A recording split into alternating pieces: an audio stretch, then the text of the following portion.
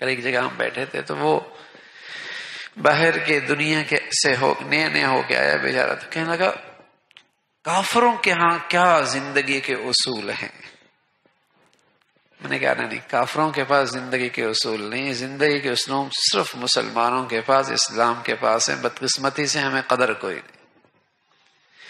کافروں کے پاس زندگی کیا اصول ہیں کہ باپ کو برداشت نہیں کرتے، اولڈ ایج ہوم میں پھینک دیتے ہیں، ہر تیسری عورت کو طلاق ہے. وہ کون سی زندگی کے اصول ہیں؟ 80-70% مجمع اور طبقہ ان کے اندر نفسیاتی مریض ہے، انہیں زندگی کا اصول کا کیا پتا.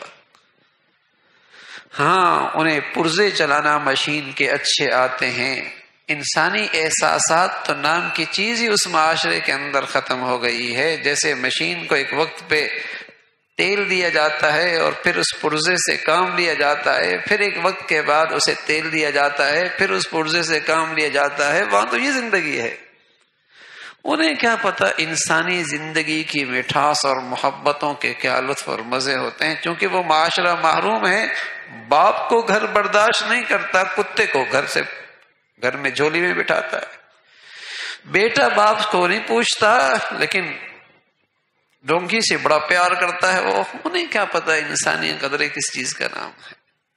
یہ تو اسلام کا حسن تھا. جب اس میں بہار تھی تو بیٹا باپ، بیٹی اور ماں، شوہر اور بیوی، یہاں ایسی محبتوں کے پھول کھلتے کہ گھر زندگی باہر کی ساری تھکاوٹ گھر کے فضا میں آتی دور ہو جایا کر. محبت بھرے جملوں کا تبادلہ، محبت بھرا ماحول، یہ اللہ کی طرف سے بہت بڑی نعمت ہے. اہل ایمان کے لیے مدد اور نصرت کی بہت بڑی شکر ہے. باہمی اتفاق و اتحاد، اور یہ اللہ کا خاص انعام ہے، اس لیے کہ اللہ زبردست ہیں، بڑے حکمت والے ہیں.